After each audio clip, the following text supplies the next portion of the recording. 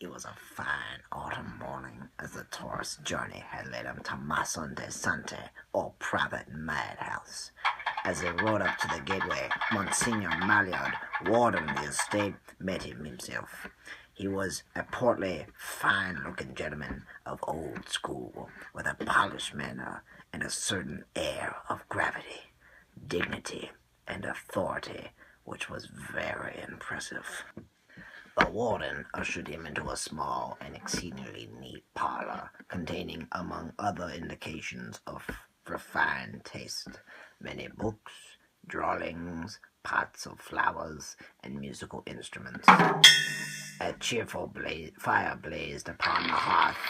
The institution of Monsieur Maillard was managed upon what was called a system of soothing, which all punishments were avoided, and confinement was seldom resorted to. The patients secretly watched and were permitted to roam about the house and grounds like a person in their right mind. Keeping this in mind, the visitor remained cautious of all attendants in the premises. As a whole, I could not help but think that everything I saw was bizarre. But then the world is made up of all kinds of persons, with all models of thought and all sorts of conventional. The conversation, in the meantime, was spirited and general. The ladies, as usual, talked a great deal. All the company were well educated, and my host was so funny.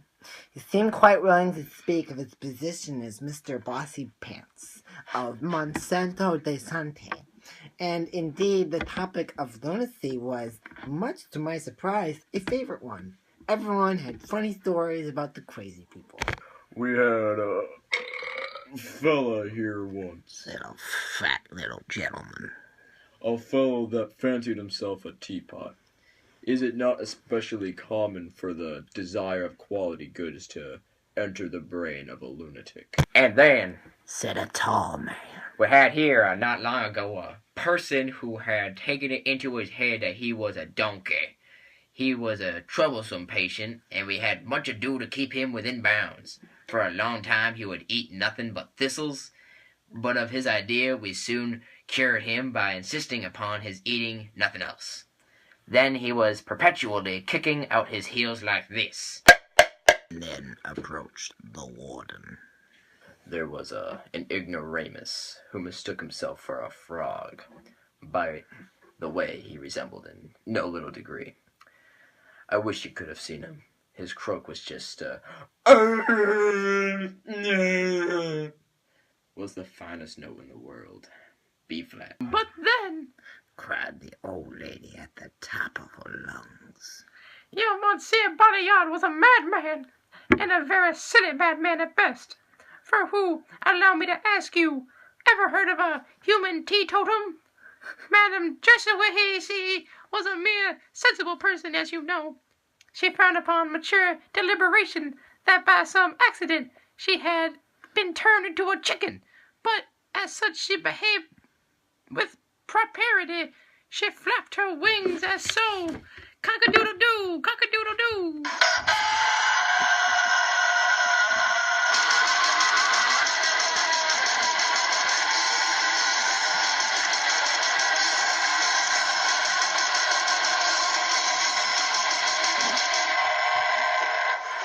Madame José, I will thank you to behave yourself.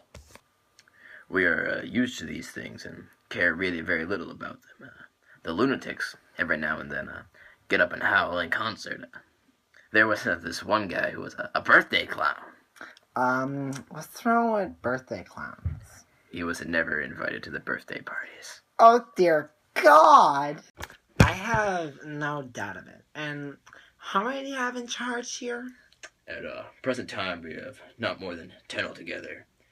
It is generally so, but not always. Some time ago, there were about 27 patients there, and of that number, no less than 18 were women. But lately, matters have changed very much, as you see. Yes, have changed very much, as you see. Yes, have changed very much, as you see. Hold your tongues, every one of you, said the warden in a great rage, whereupon the whole company maintained a dead silence for nearly a minute. But one lady obeyed Monsignor Maillard's command to the letter, and thrusted out her tongue, and held it with both hands. And is that kind lady, said the visitor to Monsignor Maillard, this good lady who has just spoken, I presume, is harmless, right? harmless.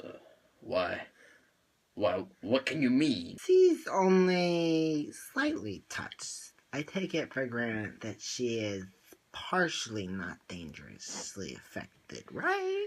Oh, mon Dieu! What is it, you, imagine? This lady, my particularly old friend, Madame Joycelle, is absolutely sane as myself. She has, her little intricities, to be sure, but then, you know, all old women, all very old women, are more or less eccentric. To be sure.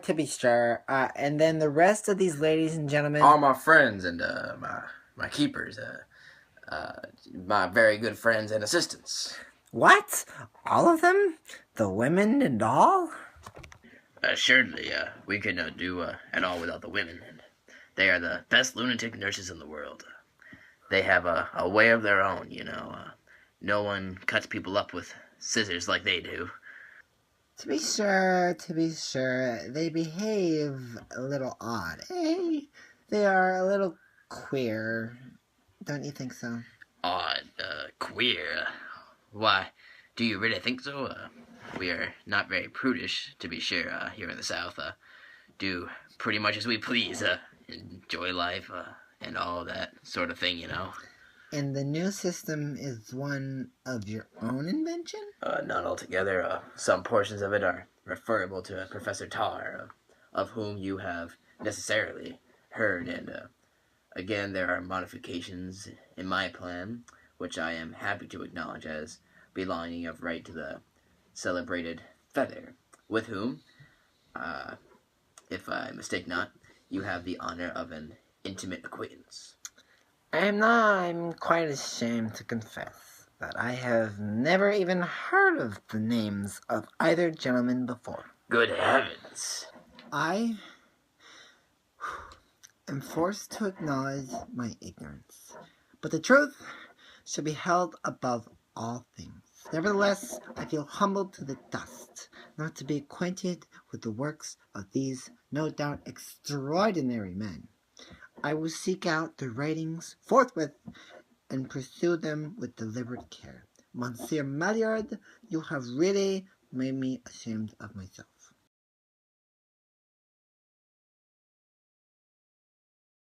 But I'm sure there must be some dangers working with these crazy people. Yes, there was occasionally very great danger indeed. There is no accounting for the caprices of madmen, and in my opinion, as well as that of Dr. Tarr and Professor Feather, it is never safe to permit them to run at large unattended. A lunatic may be soothed with nice music, and others can be soothed with 20 ounces of tiger tranquilizers or 20,000 volts. They're cunning too. They have a goal in mind. They will stop at nothing. Nothing can stop them. But what are the dangers you've had in your own experience? Here, in my own experience, why, I may say yes. For example, no very long while ago, a singular circumstance occurred in this very house. One fine morning, the keepers found themselves pinioned hand and foot and thrown into the cells, where they were attended, as if they were the lunatics, by the lunatics themselves, who had aspersed the offices of the keepers. Well, I'll be damned. I've never heard of anything so absurd in my life. A lunatic who, by some means, had taken it into his head that he had invented a better system of government than any other ever heard of before. Of a lunatic government, I mean. He wished to give his invention a trial, I suppose, and So he persuaded the rest of the patients to join him in a conspiracy for the overthrow of the reigning powers. And he really succeeded? No doubt of it. Dem's crazies took the whole place over and made the keepers the crazies in exchange. But I presume a counter-revolution was soon effected. This condition of things could not have lasted long. The country people and the neighbor visitors coming to see the establishment, would they have given the alarm? Nope. The head rebel was too cunning for that. He admitted no visitors at all, with the exception one day of a very stupid-looking gentleman, a young gentleman, of whom he had no reason to be afraid. He let him see the place just by the way of variety, to have a little fun with him. As soon as he had gained him some sufficiency, he let him out and sent him about his business. And how long then did the madman reign? Oh, a very long time indeed. A month, certainly. How much longer, I can't precisely say. In the meantime, the lunatics had a jolly season of it, that you may swear. What was the particular species of treatment which the leader of the rebels put into operation? Why, as for that, a madman is not necessarily a fool, as I have already observed, and it is my honest opinion that his treatment was a much better treatment than that which it superseded. It was a very capital system indeed, simple, neat, no trouble at all, and in fact it was delicious, it was. Here my host observations were cut short by another series of yells of the same character of those which had previously disconcerted us. This time, however, they seemed to be preceded by the persons rapidly approaching. Gracious heavens, the lunatics have most undoubtedly broken loose. I very much fear it is so. Monsignor Maillard replied, becoming excessively pale. He had scarcely finished the sentence before the loud shouts were heard beneath the window. It became evident that some persons outside were attempting to gain entrance into the room, as the door began to shake violently. A scene of the most terrible confusion ensued. Monsignor Maillard threw himself under a table. The members of the orchestra for the last 15 minutes had been seemingly too intoxicated to play, now scrambling and broken, playing Yankee Doodle, which they performed, if not exactly in tune, but the energy of a Superman during the whole uproar. In the meantime, everybody went crazy. One gentleman started spinning around the apartment with immense intensity, knocking everybody down that happened to be in his way. My leg! And then another man began to croak away, Ribbit. as if the salvation of his soul depended upon every note that he uttered. In the midst of all this, the sound of a donkey arose over all. As for Madame Josie, the poor old lady appeared to be so terribly perplexed. All she did, however, was to stand up in the corner by the fireplace and sing out incessantly at the top of her voice. And now came the climax, the catastrophe of the whole drama.